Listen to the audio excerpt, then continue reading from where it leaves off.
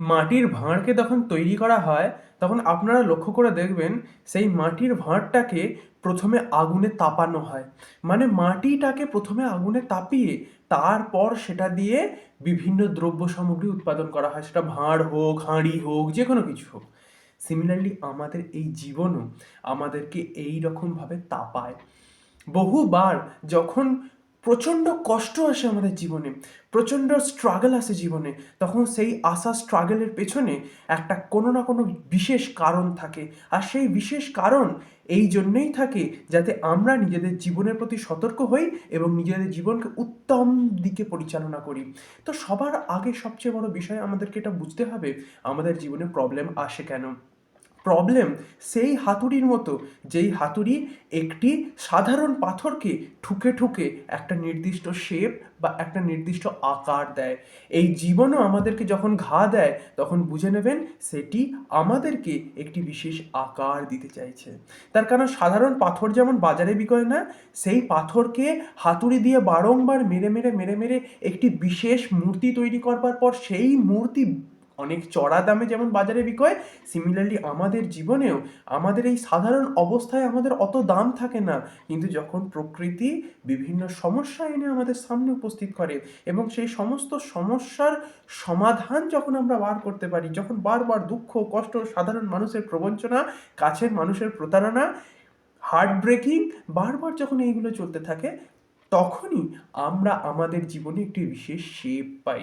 আর এই শেপটাই আমাদের জীবনের মূল্য বাড়ায়। আর এই মূল্য যখন বাড়ে তখন আমাদেরকে লাখ লোক গ্রহণ করে।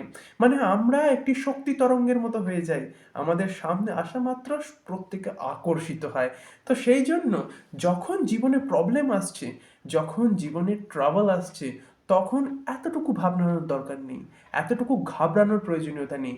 ভাবনার প্রয়োজনীয়তা নেই, ঘাবড়ানোরও প্রয়োজনীয়তা নেই। তার কারণ আপনার জীবনকে সাক্ষাৎ পরমেশ্বর ধারণ করে রেখে দিয়েছেন এবং আপনাকে ভালোবাসে বলেই এত সমস্যা দিচ্ছেন।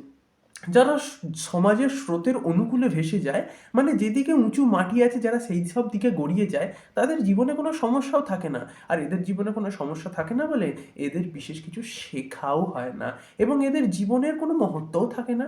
এদের জীবনের উৎকৃষ্ট স্থানে প্রতিষ্ঠিত হওয়ার কোনো চান্সেসও থাকে না। উৎকৃষ্ট স্থানে প্রতিষ্ঠিত তখন হওয়া যায় যখন আমরা কোথাও না কোথাও নিজেদের জীবনকে একটি বিশেষ মূল্য প্রদান করি।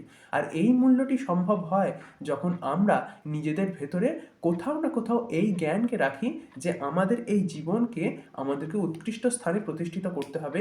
এইগুলি সৎ মার্গ, এইগুলি অসৎ মার্গ। যখন আমরা এই বিষয়গুলোকে খুব ভালো করে অনুধাবন করতে পারি, তখন আমরা সর্বদাই সততার মার্গে থাকি এবং এই সততার মার্গে থাকাকালীন আমাদের যত প্রবলেমস আসে সেই সমস্ত প্রবলেমসকে সলভ করতে করতে যখন আমরা সেই জীবনের রাস্তা দিয়ে যাই, তখন আমরা একটি উৎকৃষ্ট মানুষে পরিণত হই। আর এই উৎকৃষ্ট মানুষে পরিণত সাক্ষাৎ পরমেশ্বরই করেন। তার কারণ আমরা সৎ মার্গে প্রবৃত্ত থাকবার প্রয়াস করছি। সেই জন্য পাশের বাড়িতে যদি কেউ অসৎ মার্গে প্রবৃত্ত মানুষ থাকে এবং সে জীবনে খুব ভালো থাকে, তাহলে তো ঘাবড়ানোর কিছু নেই। এই সমাজ বর্তমানে অসৎ মানুষদেরকেই ওপরে তোলে, কিন্তু তার মানে এই নয় যে তাদেরকে অনুকরণ করে আমিও তাদের দলে যোগ দেব। তাদের দলে যোগ দেওয়ার অর্থ এটাই, নিজের চরিত্রকে নিচে নামানো। তাই নিজের চরিত্রকে উচ্চে তোলবার প্রয়োজনীয়তা আছে। হাজারটা প্রবলেমস আসুক, জীবনে উৎকৃষ্ট স্থানে প্রতিষ্ঠিত হতে গেলে প্রবলেমসের সম্মুখীন তো হতেই হবে, কিন্তু সততার দ্বারা, ন্যায় এবং উত্তম জ্ঞানের দ্বারা নিজেকে প্রতিষ্ঠিত করবার ব্যবস্থা করতে হবে। এটাই একমাত্র উপায় নিজেকে উৎকৃষ্ট স্থানে প্রতিষ্ঠিত করার।